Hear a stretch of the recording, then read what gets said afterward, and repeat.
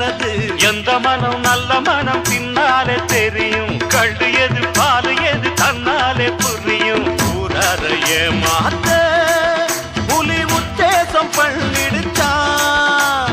சந்தேகம் வாராம பசு தோலால மூடிக்குச்சான்.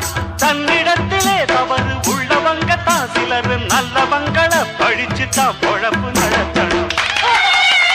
நம்ம முதலாளி நல்ல முதல்